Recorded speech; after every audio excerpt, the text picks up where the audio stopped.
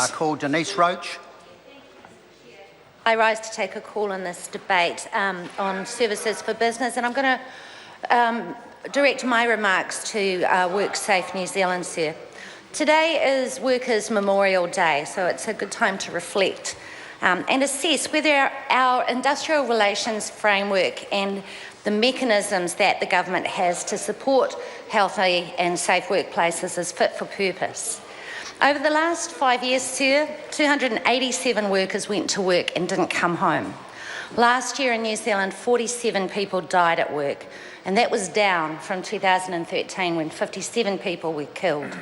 And it's a terrible reminder of what can happen when people go to work when they don't come back. This year already, over in the last year, we've had 10 workplace fatalities. These figures are provided by WorkSafe New Zealand. The actual death tolls, they say, could be higher because workers who are killed on the road or in aviation accidents or on the sea are investigated by the Maritime New Zealand, Civil Aviation Authority and the police respectively. Each death is a personal tragedy. Today, I went to Canterbury to the commemoration of Workers' Memorial Day there, which was a very heartfelt and sad occasion, sir. It was today that we remembered the deaths of Littleton port worker Brad Fletcher and the deaths of the two WINS workers, Peggy Noble and Susan Cleveland. These are the people behind the statistics. The grief that their families and friends feel is raw and it's real.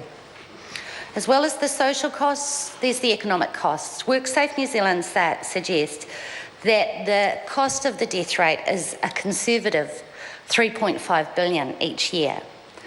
Over the last 5 years, there were nearly 28,000 serious harm incidents reported, sir. That's people who've been hurt seriously at work. And they estimate that's about just under 6,000 people a year. And on top of that, they say that there's between 600 and 900 people who die every year from diseases that were caused by long-term exposure to harmful influences. Our health and safety records here is nothing to be proud of. A New Zealand worker is twice as likely to be killed on the job as an Australian worker and 4 times as likely to be killed on the job as a worker from the UK. This is not because the work is different. The work is the same. It's just, sir, that the culture is different and the laws are different. And I have to say the industrial relations framework is also different. I acknowledge that there is legislation in front of the House at the moment that reforms the health and safety laws. And I'm hopeful that that law will introduce more emphasis on employers, on corporate bodies, on owners to take responsibility for safety on the job. However, I remain convinced that little will change unless workers themselves are empowered to be safe at work and to be able to speak up about potential risks and hazards. Workers that work in a place with higher workplace democracy have safer health and safety records, have better health and safety records there, because they're not afraid to speak up about the hazards or the risks that are present on the job. But sadly, this government undermines health and safety practice that's good by creating an industrial relations environment that pits worker against worker, that creates a workplace climate of fear.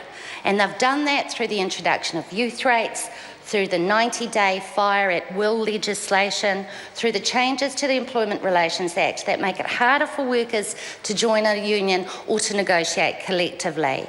A poor health and safety culture thrives when workers are insecure about their jobs, when precarious work, when zero-hour contracts mean that they're not going to kick up a fuss about what's going on the job in case they don't get rostered back on again, sir.